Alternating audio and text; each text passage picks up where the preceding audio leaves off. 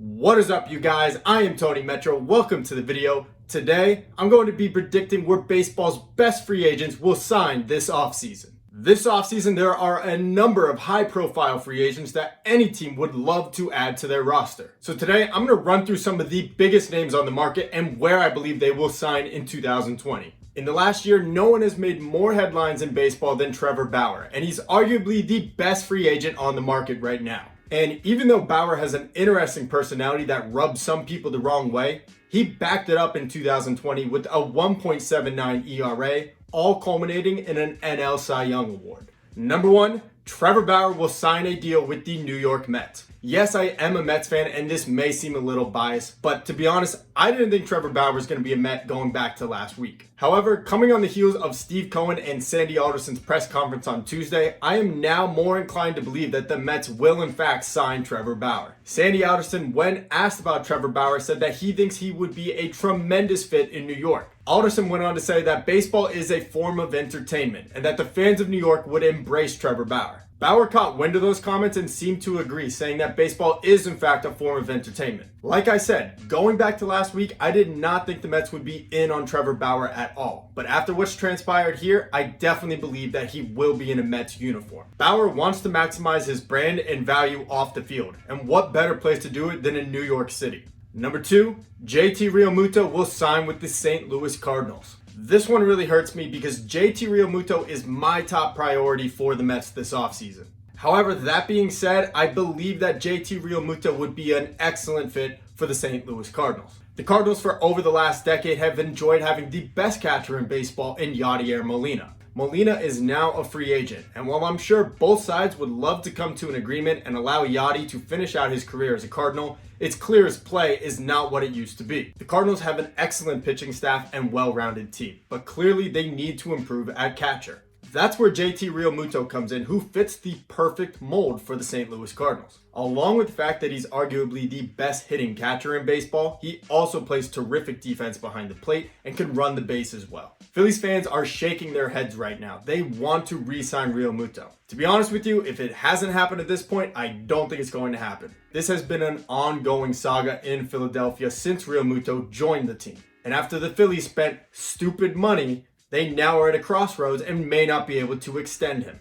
Number three, DJ Lemahieu will return to the New York Yankees. I don't think there's a better all-around player on the market than DJ Lemahieu. He plays excellent defense at almost every infield position. He hits for a high average and gets on base, and he is easily the most clutch player on that team. Lemahieu has endeared himself to the Yankees in his 2 years and played well over the expectations when they signed him in 2018. There will be plenty of suitors trying to pick DJ LeMahieu away from the Yankees, but I just don't see that happening. To me, DJ LeMahieu is the heart and soul of that Yankees team. And they understand how valuable and how much of a fan favorite he is, and I just do not see them letting him get away. Number four, center fielder George Springer will sign with the New York Mets. If Realmuto was my first pick for the Mets this offseason, George Springer was a close second. The Mets have not had a two-way center fielder since Carlos Beltran in his prime. Springer comes in as a tremendous center fielder who has the ability to hit 35 home runs. The Mets are in dire need of a true center fielder, and even more so, a right-handed bat in their lineup. Springer will alleviate both of those needs for the Mets as they get a slugging outfielder that can hit just about anywhere in the order. Number five, Charlie Morton is heading back to the Houston Astros. Charlie Morton was an integral part of the 2017 World Series champion Astros. Morton has spent the last 2 seasons with the Tampa Bay Rays and has continued to blossom as one of baseball's best pitchers. But the Rays recently declined his $15 million option for 2021. Of course, we know that the Rays have to operate on a budget, and I just don't see them having the funds to keep Charlie Morton.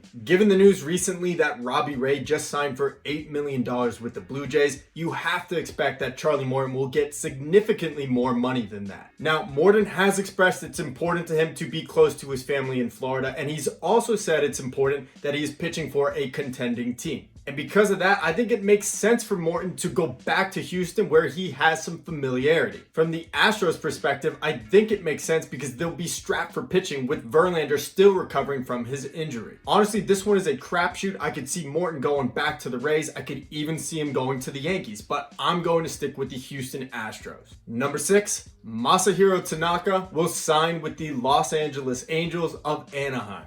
This one may come as a bit of a shock to a lot of people. Yankees fans love Masahiro Tanaka, and he is a big game pitcher. For years, the LA Angels have neglected pitching for reasons I can't understand. They have the best player in baseball in Mike Trout, and now Anthony Rendon holding down third base. It's time the Angels finally do right by Trout and make them a competitive team by improving the starting pitching. Number 7, Justin Turner re-signs with the Los Angeles Dodgers. Turner made headlines for all of the wrong reasons recently, which I won't get into. All you need to know about the Long Beach native is that Justin Turner is still highly productive and a huge fan favorite in LA. I don't see any situation where Turner leaves the Dodgers. Number 8, Liam Hendriks will sign with the Philadelphia Phillies. Now, this is an easy one. The Philadelphia Phillies had not just the worst bullpen in baseball last year, they had the worst bullpen since ERA became a statistic. For me, as a Mets fan, that feels unfathomable because I feel like the Mets bullpen always has the worst ERA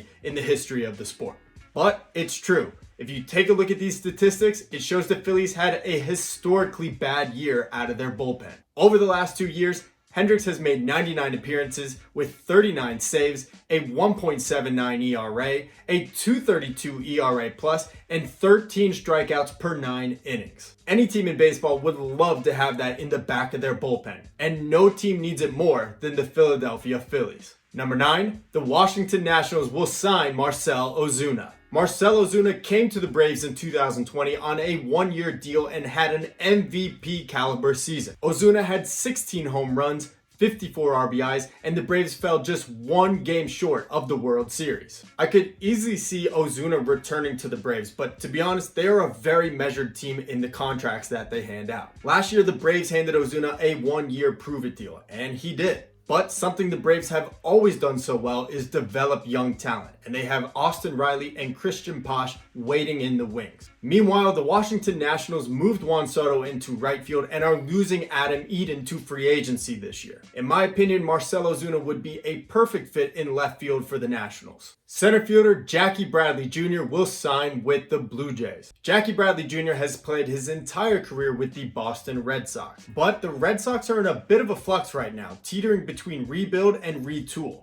On top of that, they hired Chaim Bloom as their GM last year, who came from the Tampa Bay Rays and is a very money-conscious executive. In my opinion, I don't see the Red Sox as players on any major free agents this offseason. The Blue Jays, meanwhile, have a budding roster of young talent. Last year, the Blue Jays had Randall Grichuk patrolling center field for them, but Jackie Bradley Jr. would be a huge upgrade. Without any center field prospects on the horizon for the Blue Jays, I think Jackie Bradley Jr. would be a perfect fit. And lastly, shortstop Marcus Semien will sign with the Cleveland Indians. Now, wait a second, Tony. I thought the Cleveland Indians had Francisco Lindor at shortstop. Well, Francisco Lindor is going to be on the move this offseason.